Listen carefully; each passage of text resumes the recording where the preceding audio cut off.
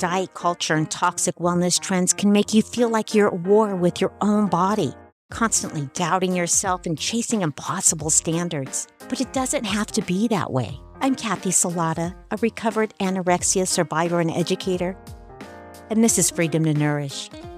Each week, we'll have real conversations, share stories, and give you tools to finally make peace with food and respect your body. No more food rules, no more body shame, just the freedom to be yourself again. Welcome back to Freedom to Nourish, the podcast where we explore what it really means to make peace with food and our bodies. And today I am thrilled and honored because we are joined by Ana Gamino, the founder of SheisZenith. Ana's story is so courageous. It's full of transformation. After struggling with bulimia for over a decade, she found freedom by rebuilding her self-worth and reshaping her relationship with food. It's amazing. That personal healing inspired her to create SheisZenith, a space dedicated to helping women in their 20s and 30s overcome bulimia, binge eating, negative body image, all without giving up your favorite foods or healthy lifestyle. Together, we're going to talk about body image, resilience, and the power of self-acceptance.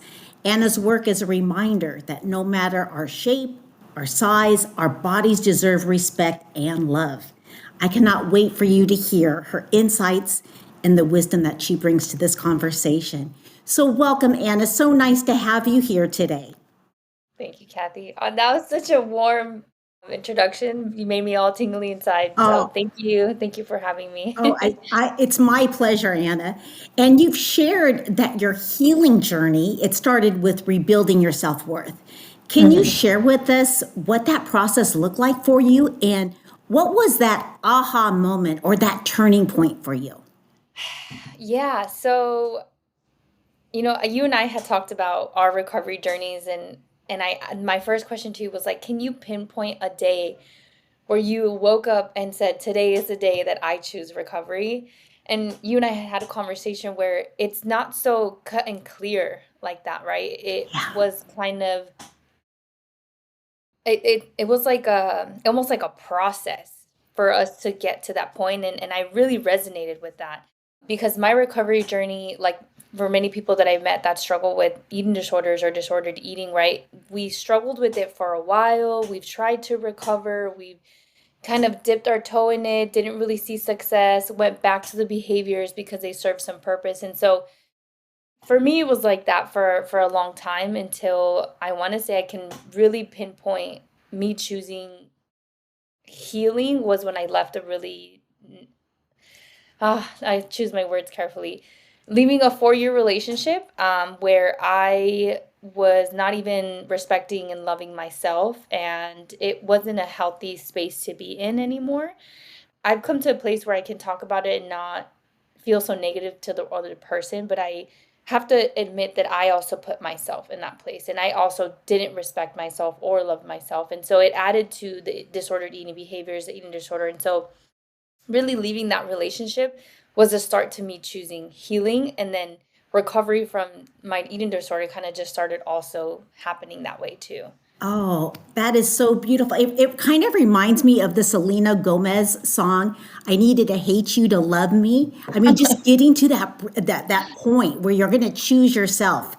And I know for myself, I would start off the day when I was going through recovery, I would start off so motivated, and then something stressful would happen in my life, and it would kind of go downhill throughout the day. And I think that a lot of our listeners may be in the middle of their own struggle. What do you wish someone had told you during those hardest days of bulimia? Something that I tell my clients and that I try to inspire within them to understand is that you are not a bad person for having an eating disorder.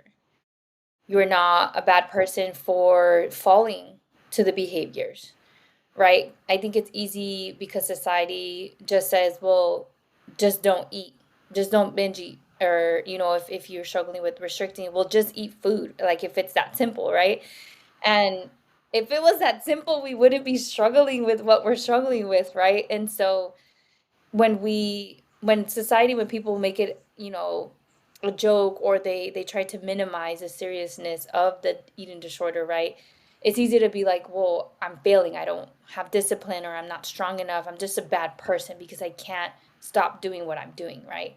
I can't stop the binging, I can't stop the purging, the restricting. And so we start to beat ourselves up, right?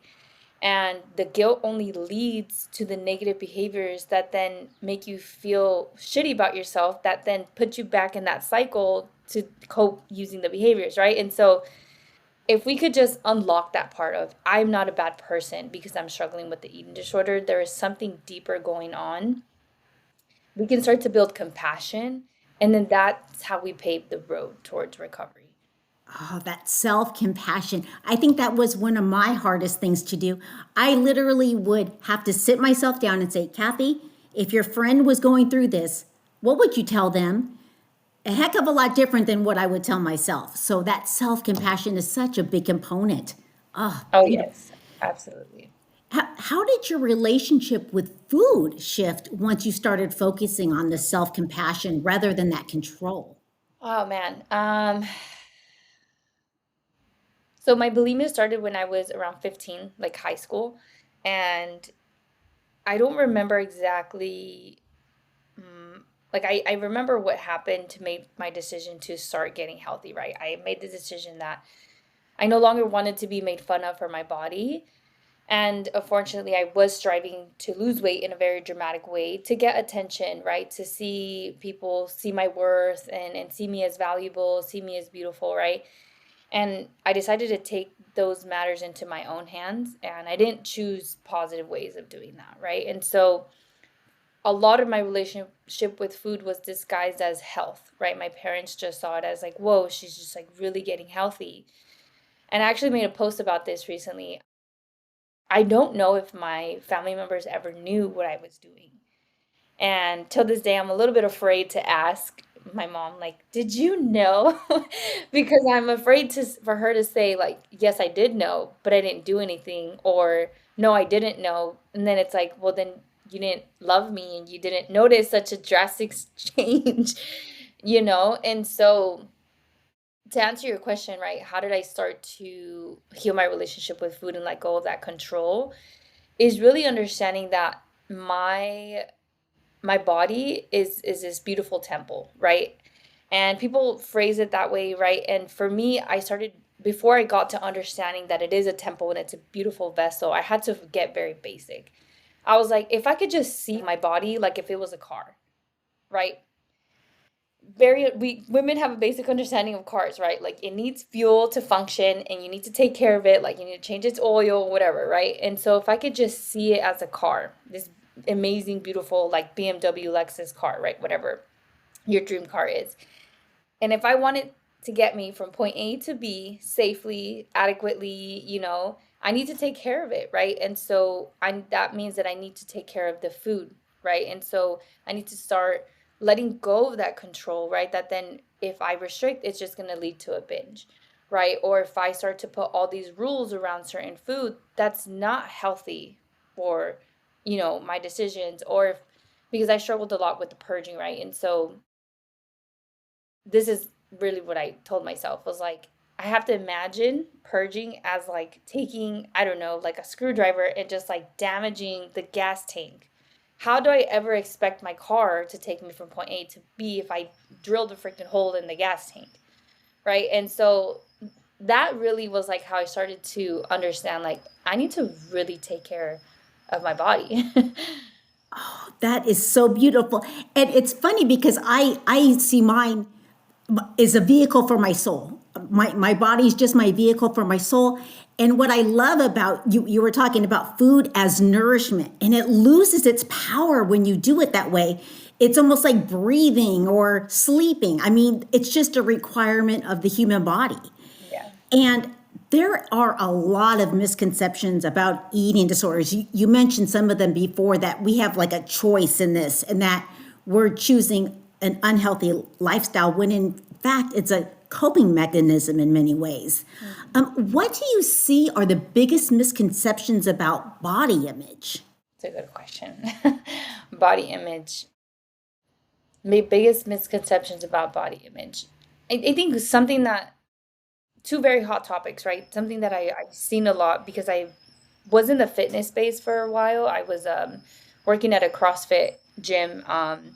And I have a passion for health and fitness. And I think a lot of people who kind of made their way to health and fitness may also have a little bit of history with disordered eating, at least the people that I've come across, there's a little bit of that in there, right? And then if we think about fitness space in general, it's always talking about dieting, it's always talking about macros, whatever the heck, restriction, you know what I mean? And so when it comes to eating disorder recovery or just recovering from disordered eating, I think the biggest misconception is that if we choose recovering, we choose to let go of the restricting, right?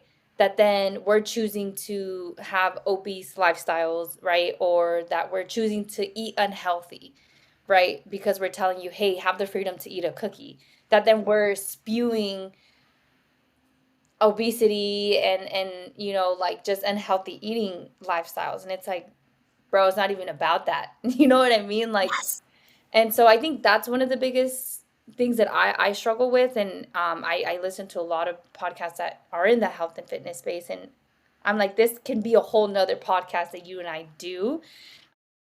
But that's a big one, right? And then also, speaking to you, you shared a little bit about your experience with recovery and going to, receiving treatment and stuff like that. And I think that from what I hear is that a lot of people are told, or some people are told, right, then you have to give up health and fitness in some way because that is tied to your eating disorder, right? And for a while, I did over exercise, right? I was over exercising for like 2+ hours. I was literally like physically beating myself up, right? And so a part of me did feel like, well, if I let go of my eating disorder, then does that mean I also have to let go of my love for working out and being healthy and wanting to live a long time and be mobile and be strong, you know what I mean? And I don't think you have to. And I think that a lot of us are living proof of that. I think you and I are living proof of that. And so if this inspires anybody,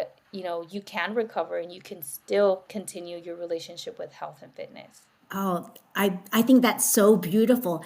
And I have been to treatment, and I think because a lot of people in the eating disorder space have so many food rules, so many exercise rules, so many rules, they kind of have to overcompensate that other way, that all foods fit, moderation, variety, balance, all of those things can come together in our healing process. Movement is essential for our body. And to use it in a positive way instead of beating yourself up over it or to compensate for something that you had earlier in the day is such a healing process. Can you talk a little bit? I was fortunate enough not to grow up as a teenager with social media.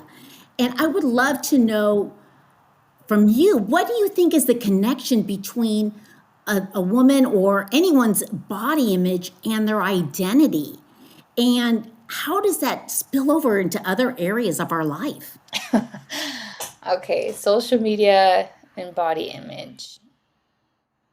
That is such a deep question. Okay.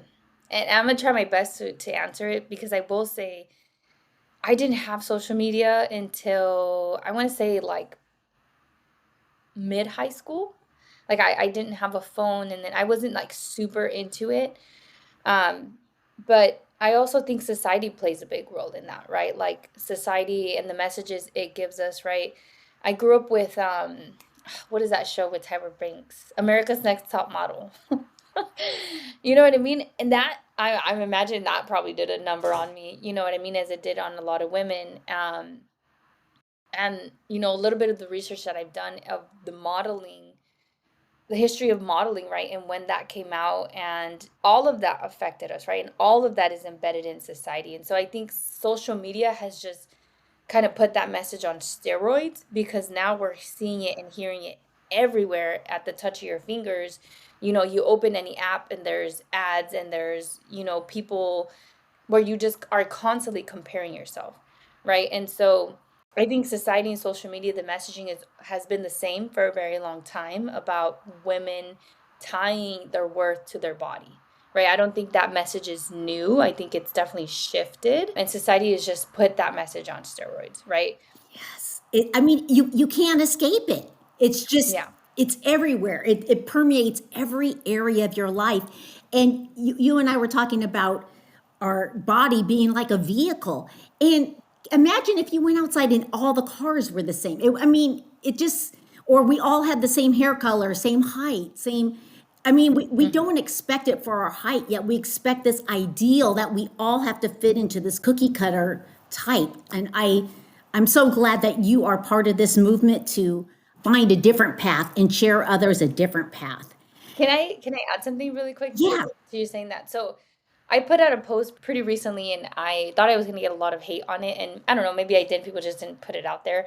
But let's be very honest. Like the messaging that society puts out there to make women feel like they need to fit this perfect or ideal body, this thin body, it's because they profit off of that, right? They profit off the diet pills, they profit off the whatever lose, I don't even know the term of it, but these like what fad diet, whatever the heck, you know what I mean, or the keto products that they sell because there's zero carbs. Now we're afraid of carbs, you know what I mean? Like society profits off that, you know what I mean? And so there's that level of understanding that we have to get to as women, is this collective of society does not give a about, you know what I mean? Like they care to profit off of it, right? Absolutely. And I think that if a part of the movement of recovering from this eating disorders is kind of saying this big F you to society and its standards, right? Like I don't, at least that's the part that really like riles me up. And it's not just that you have standards, they keep on moving the goalpost further and further away. I mean, it's just diet culture. We could have a whole nother discussion regarding that. Yeah. And one of the things that you talk about with your process, the mindful movement, not giving up your favorite foods, which I think a lot of people, when they think of treating your body well, that you have to give up certain foods. Mhm. And I know a lot of people, right before they go on a diet, they kind of have their last supper where they have permission to eat whatever they want. And then they're never going to eat it again for the rest of their life. Why do you think permission with food is such a powerful step in healing? Permission with food switches your mindset fundamentally, right? As human beings, we don't like, and this is like proven by neuroscientists, right? The word no or the word not, right? Do not eat, or this is not allowed, or no carbs allowed, right? It's like telling you, Kathy, like don't think about the white car. The first thing that comes to your mind is a white car, right? And then if you go outside, you're probably going to notice a bunch of white cars, right? And so it's just that part of our brain that doesn't really process the no's and the don'ts, right? And so anytime you tell your brain, no this, don't eat that, you're automatically making yourself hyper aware of those things that you're not allowing yourself to do. Like that's just number one. You're already putting yourself in a stress mode. And then the number, also what I teach my clients is the number one predictor for a binge is restriction. I don't care who you are. I don't care, like it just is, right? And it's that ideology of like anytime you tell yourself you can't have something, you're just gonna like be hyper aware of it, right? It's like telling a kid, like you put something on the table, you're like, don't touch this. They're gonna want to touch that. And it's just our human mind, our human creativity and curiosity, right? I mean, like we don't like to be restricted. And so, yeah, like those are two fundamental things that I wish people would understand, right? That once you start putting rules around food, you're already setting yourself up to stress yourself out. And stress is any kind of stress, and there's different kinds of stress. There's toxic stress, there's light stress, right? Any kind of stress on your body can be a trigger to then engage in behaviors to try to cope with the stress that you're feeling. So it's kind of like setting yourself for failure, right? That's the first part. And then the second part, right? And have you heard of the F it mindset? Yes. Yes, I It's have. just kind of like you explained a little bit earlier, right? Where you're like the last supper, the last meal, where people are like, well, F it, I already messed up. I'm just gonna go all out and then just try again, next week. And what's happening there is that you've restricted your brain. Let's say it's just bread, right? Bread was a big trigger for me, right? So anytime I told myself I'm not allowed to eat bread, carbs are bad, when I do finally give myself permission to eat bread, my brain is like, you are never going to have this again. Even though never is dramatic, but if I've restricted it before and I continue to restrict it and I think it's bad, my brain starts to think, well, you're never going to eat this again. So get as much of it as you can. And so those natural signals of I'm full, I don't want any more are just thrown out the window because it's now in survival mode, right? And so that's how the effort mindset happens. And so those are two layers to to the importance of letting go of food rules. I love it. And you're taking the power away from the food. It's just neutral at that point. It doesn't Mhm. have that power that it once had. And I when I was active in my anorexia, I had so many food rules that I look back and I don't even know where they came from. There's no logic behind them, but Mhm. there's just a lot of rules. And to be honest, I had a lot of rules in my life when I was going through that as well. Mhm. And I know diet culture disguises itself. It morphs, it changes. Before it was low fat, and then it became high protein, keto, and now we've kind of caught on. So now I hear anti-inflammatory, longevity, and they're repurposing diet culture. What are some things that you hear that listeners should watch out for? Oh, this is diet culture. This is inaccurate. Yeah, that's actually a really good question. And I think for some people it's complex because some people have health things going on. And so I can see why for some people an anti-inflammatory could be beneficial, right? But I think you're right that their diet culture is somewhat embedded in that, right? And so I met one of the clients that I work with, she went gluten-free for a while. Not because she has a gluten, what is it, allergy, but because this understanding that carbs are bad, but for some reason gluten free is not as bad, you know? And I am guilty of that. I will say, like, I've definitely had that mindset. I've definitely had that logic. I've definitely engaged in those behaviors. So when she shared that with me, we bonded over that, right? You're still eating carbs, but this idea of being gluten free is just somehow less bad. And I've been on an anti-inflammatory elimination diet because I had some health stuff going on and I was working with a naturopathic doctor. And so I think it can be complex and I think it can be different for different people. But what we want to watch out for is the restrictiveness of it, right? And so once you start telling yourself you can't have this, it's just your brain doesn't like that, right? We talked about how logically your brain is just going to hyper focus on that, right? Like when I was on this elimination diet, I couldn't really have chocolate, couldn't have dairy, and I couldn't have gluten. So I couldn't have chocolate chip cookies. And those are like my weakness. So I ended up binging a lot on chocolate chips. Like I would just pound them, you know what I mean? And so for me, I was like, what the heck is going on with me? I feel like I'm addicted to chocolate chips, right? But it's that foundational understanding that I've told my brain that I can't have chocolate chip cookies. So then I'm going to try to figure out a way around it. And if I can't have that, then you know what I mean? And so I think it can be complex for different people because of health complications. And for some people, maybe the anti inflammatory, if someone is allergic to gluten, like please don't eat gluten, you know what I mean? Right. But finding a way to perhaps reduce some of the restriction and finding a way to make peace with food, right? Like because I think that diet culture likes to put restriction as the thing. Like, well, if you want to lose weight, then you need to restrict and it's just black and white simple. But it's not black and white simple. Like food, we talked about this, right? Like food is culture, right? Food is happiness. That's how we bond with people. You know what I mean? Like we cook, we bake for the people that we love and we care about, right? And so it's not just like, well, just don't eat this and eat that. Like, you know what I mean? It's so much more to it. And so I think if somebody is finding themselves constantly on some kind of diet, some kind of fad diet that they're following, like be honest with yourself about why you're engaging in that lifestyle. And if and have be real, like, and if it's about like, well, I just want to lose weight and I want to look, you know what I mean, like just be honest with yourself about that, and just give yourself permission to dive deeper into, well, what is really happening here. Apps. I think that is such a beautiful message.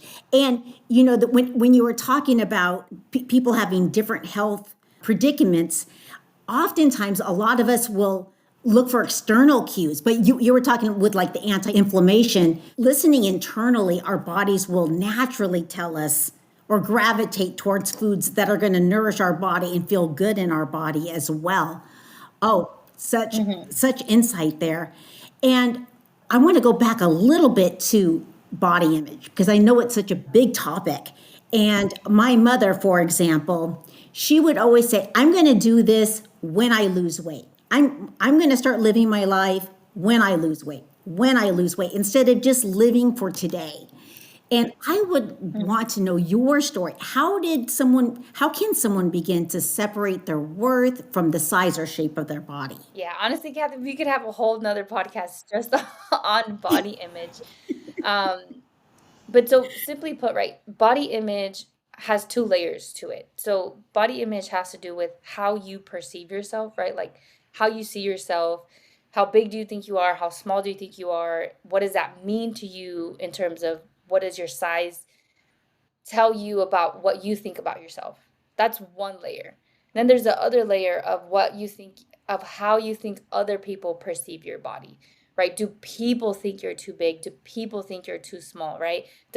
Like according to society's rules, what would they assume or say about you, right?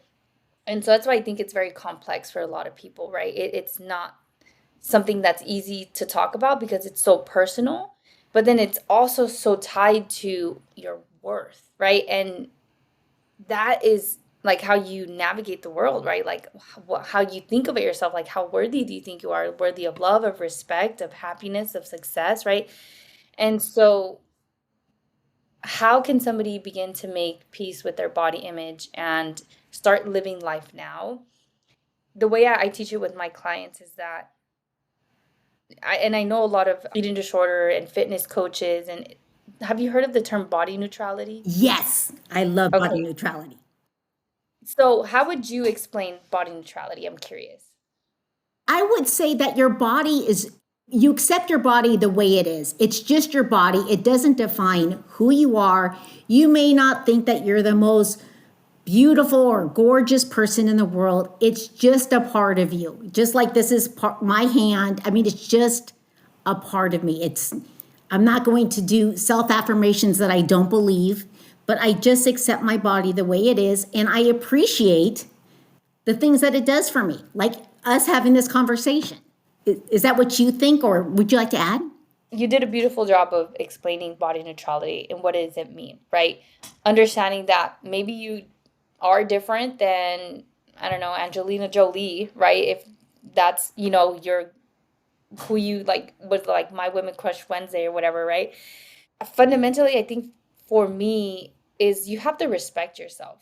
And people think that, well, I can't love my body if I don't like the shape it's in, right?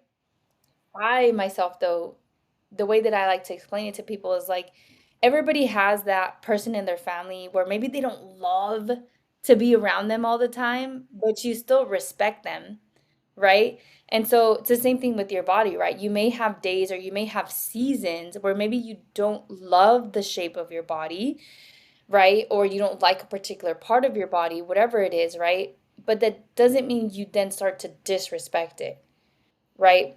So you foundationally have to always respect it. And showing respect is how you said, being grateful for the things that it does allow you to do, right? Maybe my arms are jiggly and they have cellulite, but you know what? They let me hug my mom, they let me hug my niece, they let me play with my niece, right? Like I can you like I have two freaking hands, you know what I mean? Like so foundationally is just having that respect, right? Not losing that respect for your body. And I think that's tied to the body neutrality, right? You can be a bigger person and be in a bigger body, and you can still go on a hike, and you can still go to the swimming pool in a two-piece bathing suit. You can still go to the beach, right? This understanding that you don't stop living life just because your body doesn't fit society standards, right?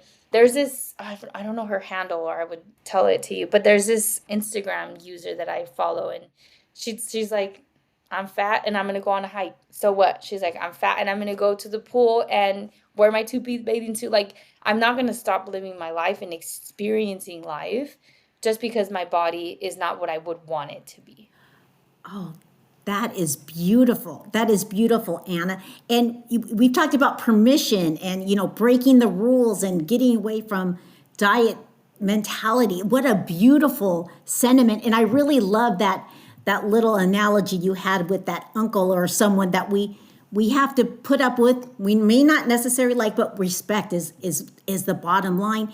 And with respect can comes self acceptance. It's gonna snowball in the right direction. I love that. Absolutely. Yeah, and so I think that it's easy for a lot of people. Yeah, I'll speak for myself, right? Like if when I would see and compare my body to ideal society standards and see like, well, it's not the same, well then I can't respect myself. Then that's when things started to go downhill then, right? And so I think that if foundationally as women, we can learn to respect our bodies no matter what shape it's at, right? See the beauty in it at whatever shape it is, right? Understand that our worth and none of that is tied to what it looks like physically. Even in the seasons where it changes, you can still respect it, right? Absolutely. Oh, I love that. And it kind of gives me into my next question about the next generation. If you had a niece, a younger sister, and you could rewrite the narrative that these young women grow up hearing about their bodies, what message would you replace it with?